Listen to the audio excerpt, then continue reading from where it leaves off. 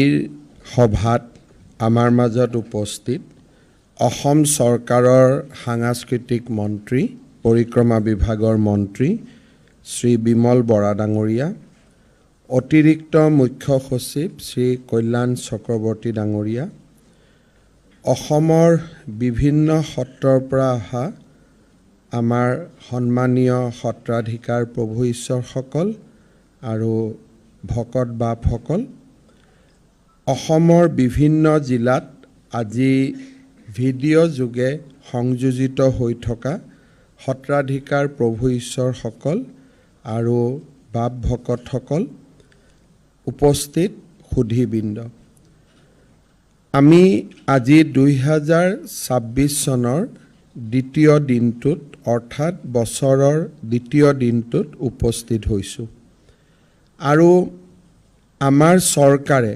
নতুন বৰ্ষৰ আৰম্ভণিতে সাংস্কৃতিক জীৱনৰ মেৰুদণ্ড সদৃশ সত্ৰৰ সেৱাত নিজকে উৎসৰ্গা কৰিবলৈ পাই আমি ধন্য অনুভৱ কৰিছোঁ। ৰাজ্যৰ সত্ৰৰ উদাসীন ভকতলৈ আৰ্থিক সাহায্য বিগত বৰ্ষৰ বাজেটত এই আঁচনিৰ কথা আমি উল্লেখ কৰিছিলোঁ আৰু আজি এই আঁচনি আমি আনুষ্ঠানিকভাৱে শুভ আৰম্ভ কৰিছোঁ।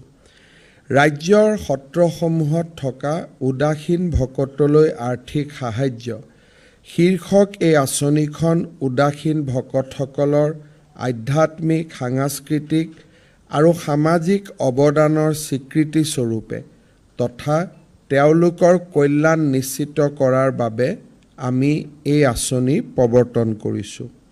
আপোনালোকে ইতিমধ্যে অৱগত যে এই আঁচনিৰ জৰিয়তে প্ৰতি মাহে উদাসীন ভকতসকলৰ বেংক একাউণ্টলৈকে 1500 টকাকৈ সাহায্য হস্তান্তৰ কৰা হ'ব।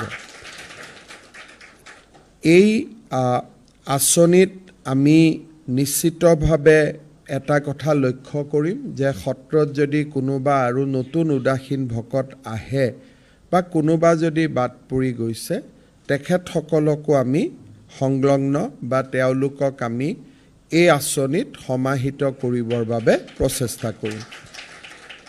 এই সংক্ৰান্তত যোৱা কেইটামান মাহত আমি এটা প্ৰক্ৰিয়াৰ মাজেৰে কাম কৰিছিলোঁ। প্ৰথমে আমি জিলা আয়ুক্তসকলক অনুৰোধ কৰিছিলোঁ যে আপোনালোকৰ জিলাত থকা উদাসীন ভকতসকলৰ নাম আমাক দিব লাগে। সত্ৰাধিকাৰ প্ৰভু ঈশ্বৰসকলেও ইয়াত আমাক সহায় কৰিছিল। এতিয়া তেওঁলোকৰ নামসমূহ আমি জিলা অনুসৰি আমাৰ চৰকাৰৰ ডিটছ পৰ্টেল অৰ্থাৎ য'ৰ পৰা হিতাধিকাৰীসকলক আমি অৰুণোদয় আদি সাহায্য প্ৰদান কৰোঁ, সেই পৰ্টেলত আমি নাম তেওঁলোকৰ লিপিবদ্ধ কৰিছোঁ। ইয়াৰ ফলত প্ৰতি মাহৰ নিৰ্দিষ্ট দিনটোত অৰ্থাৎ 10 তাৰিখে নিজেই এই পুঁজিটো আমাৰ ভকত বাপসকলৰ বেংক একাউণ্টলৈকে হস্তান্তৰ হ'ব। আপোনালোকে জানি ভাল পাব যে বৰপেটা জিলাৰ 10 গৰাকী, ধুবুৰীৰ 8 গৰাকী, গোৱালপাৰাৰ 8 গৰাকী, গোলাঘাটৰ 6 গৰাকী, যোৰহাটৰ 54 গৰাকী, কামৰূপৰ 14 গৰাকী, লখিমপুৰৰ 22 গৰাকী, মাজুলীৰ 474 গৰাকী, নগাঁৱৰ 7 গৰাকী, নলবাৰীৰ 6 গৰাকী, শিৱসাগৰৰ 5 গৰাকী, শোণিতপুৰৰ 3 গৰাকী আৰু ওদালগুৰিৰ 3 গৰাকী, সৰ্বমুঠ 620 গৰাকী ভকতে বৰ্তমান এই সাহায্য পাব। আৰু মই আগতেই উল্লেখ কৰাৰ দৰে কোনোবা যদি বাদ পৰি গৈছে তেওঁলোকৰ নামো আমি সন্নিৱিষ্ট কৰিম যাতে কোনো বাদ পৰি নাযায়। অসমৰ জাতীয় জীৱনৰ প্ৰাণ প্ৰতিষ্ঠাপক মহাপুৰুষ শ্ৰীমন্ত শংকৰদেৱে নৱ বৈষ্ণৱ ধৰ্মৰ প্ৰৱৰ্তন কৰি ধৰ্ম আৰু সংস্কৃতিৰ চৰ্চা কৰিবৰ বাবে হৰিগৃহ বা নামঘৰ স্থাপন কৰি সত্ৰৰ বীজ ৰোপণ কৰিছিল। এই বীজৰ পৰাই সত্ৰানুষ্ঠানৰ জন্ম হৈছিল। সত্ৰ শব্দটো সংস্কৃত শব্দ। ভাগৱত পুৰাণত 7ৰ পৰা ভাগৱত শুনিবলৈ 28,000 ঋষিয়ে নৈমিষা অৰণ্যত সত্ৰ পাতি বহাৰ কথা উল্লেখ আছে। এই অৰ্থত সত্ৰ শব্দ সন্মিলনৰ সমাৰ্থক। ভাগৱতত উল্লেখিত সত্ৰ আছিল অস্থায়ী। সেই সত্ৰৰ লগত অসমৰ সত্ৰৰ লক্ষ্যৰ সাদৃশ্য থাকিলেও আমি সত্ৰসমূহক স্থায়ী অনুষ্ঠান হিচাপে গঢ়ি তুলিছোঁ। ফলত স্থায়ী অনুষ্ঠানৰ বাবে আৱশ্যকীয় বিষয় আৰু নীতি নিয়মো প্ৰস্তুত কৰি লোৱা হ'ল। এনে নীতি নিয়ম সত্ৰভেদে কিছু পাৰ্থক্য থাকিলেও মূল প্ৰকৃতি আৰু লক্ষ্যত পাৰ্থক্য নাই। শংকৰদেৱৰ তিৰোভাৱৰ পাছত প্ৰধানতঃ 4গৰাকী প্ৰচাৰক ধৰ্মাধিকাৰৰ আজ্ঞাৰে স্থাপিত সত্ৰসমূহৰ 4টা সংহতি হ'ল মাধৱদেৱৰ আজ্ঞাপৰ সত্ৰসমূহ, নিকাশ সংহতিৰ দামোদৰদেৱৰ আজ্ঞাপৰ সত্ৰসমূহ, ব্ৰহ্ম সংহতিৰ পুৰুষোত্তম ঠাকুৰৰ আজ্ঞাপৰ সত্ৰসমূহ পুৰুষ সংহতিৰ আৰু গোপাল আতাৰ আজ্ঞাপৰ সত্ৰসমূহ কাল সংহতি সত্ৰৰূপে পৰিচিত হয়। বৈষ্ণৱ আন্দোলনে 2 ধৰণৰ জীৱন যাত্ৰাৰ সূচনা কৰিলে। এটা সম্পূৰ্ণ সত্ৰীয়া জীৱন যাত্ৰা পদ্ধতি, আন হ'ল সাধাৰণ জীৱন যাত্ৰাৰ পদ্ধতি। সত্ৰীয়া জীৱন যাত্ৰাৰো আকৌ 2টা ভাগ, উদাসীন সত্ৰ আৰু গৃহস্থী সত্ৰ। উদাসীন সত্ৰসমূহৰ নীতি নিয়ম কঠোৰ। এনে সত্ৰৰ ভিতৰত থকা সত্ৰাধিকাৰ, ডেকা সত্ৰাধিকাৰ প্ৰমুখ্যে ভকতসকলৰ সকলোৱে ব্ৰহ্মচাৰ্য আচৰণ অনুগামী উদাসীন। সত্ৰাধিকাৰ প্ৰমুখ্যে সকলো সত্ৰীয়াকে শৈশৱতে সত্ৰলৈ অনা হয়। প্ৰত্যেক শিশু একোজন প্ৰবীণ উদাসীন ভকতৰ পোষ্যপুত্ৰ স্বৰূপে সত্ৰীয়া নীতি নিয়মৰ মাজত লালিত পালিত হয়। ভকতসকল থাকিবৰ বাবে নামঘৰৰ চাৰিওফালে হাতী অৰ্থাৎ থকা ঘৰৰ দীঘল শাৰী সজোৱা হয়। এই বহাতে থাকি সূৰ্যোদয়ৰ আগে আগে শয্যা ত্যাগ কৰি নিশা শয্যা গ্ৰহণ কৰালৈকে নিৰ্দিষ্ট সময় আৰু নিয়ম অনুসৰি জীৱন যাপন কৰিব লাগে। এই সত্ৰীয়াসকলে শৰণ ভজন লৈ এটা উৎসৰ্গিত জীৱন যাপন কৰে। সকলো কৰ্মতে আৰু সকলো সময়তে যাতে নিজ লক্ষ্যৰ পৰা বিন্দু মাত্ৰা বিচ্যুত নহয়, তাৰ বাবে পালনীয় নীতিসমূহ পালনত সৰ্বাধিক গুৰুত্ব পালন কৰা হয়। সত্ৰসমূহত ৰাইজৰ দান বৰঙণি কমি যোৱাৰ লগে লগে আৰু আগতে লাভ কৰা কৰ আদিৰ পৰিমাণ কমি যোৱাৰ লগে লগে আজি অসমৰ সত্ৰসমূহ এক আৰ্থিক সংকটৰ সন্মুখীন হৈছে। এইবাৰ বিধানসভাত এই সমস্ত সমস্যাসমূহ দূৰীকৰণৰ বাবে আমি অসম সত্ৰ আয়োগ গঠন কৰিছোঁ। সত্ৰ আয়োগৰ হাতত বিত্তীয় ক্ষমতাও থাকিব আৰু প্ৰয়োজন সাপেক্ষে সত্ৰসমূহক আৰ্থিক অনুদান আগবঢ়োৱাৰ অধিকাৰ তেখেতসকলৰ থাকিব। আনহাতে সত্ৰ আয়োগে ৰাজহ আদালতৰ কাম কৰিব।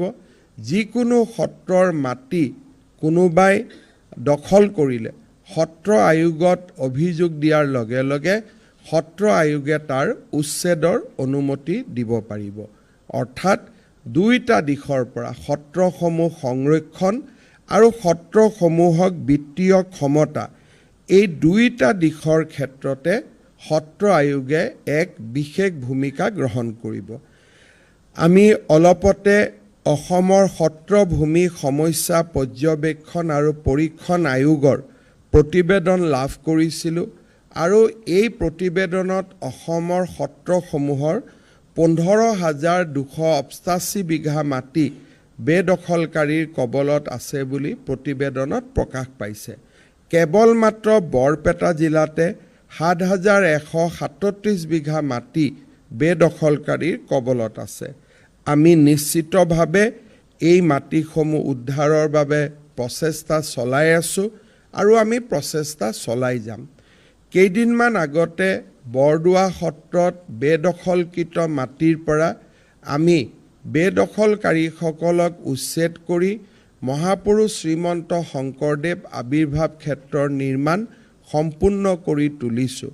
বৈকুণ্ঠপুৰী সদৃশ সেই আৱিৰ্ভাৱ ক্ষেত্ৰই অসমৰ জনজীৱনক আকৌ এবাৰ সত্ৰ সংস্কৃতিৰ লগত পৰিচয় কৰাব, আত্মীয়তা গঢ়ি তুলিব আৰু মানুহক ভক্তি আন্দোলনৰ ফালে আকৰ্ষণ কৰিব। মই আশা কৰোঁ যে আজিৰ এই অনুষ্ঠানটোৰ জৰিয়তেও আমি ৰাইজলৈকে এটা সুন্দৰ বাৰ্তা পঠিয়াব পাৰিম যে চৰকাৰ আৰু ৰাইজে সত্ৰসমূহৰ প্ৰতি সংবেদনশীল, সত্ৰসমূহৰ লগতে আমাৰ সত্ৰত থকা ভকতসকলৰ প্ৰতিও সংবেদনশীল। নৱবৰ্ষৰ আৰম্ভণিতে এই সুন্দৰ আঁচনিটো আপোনালোকৰ বাবে উদাসীন ভকতসকলৰ বাবে উৎসৰ্গিত কৰিবলৈ পাই মই সঁচাকৈ নিজকে কৃতজ্ঞ অনুভৱ কৰিছোঁ। এই বছৰ আমি 1500 টকাৰে আৰম্ভ কৰিছোঁ।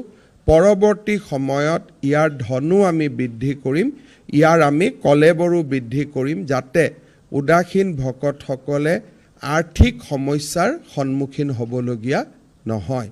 আজি পুনৰবাৰ মই আজিৰ সভাত উপস্থিত সত্ৰাধিকাৰ প্ৰভু ঈশ্বৰসকল আৰু আমাৰ সকলো বাপ ভকতক প্ৰণাম জনাই মই মোৰ চমু বক্তব্যৰ সামৰণি মাৰিছোঁ।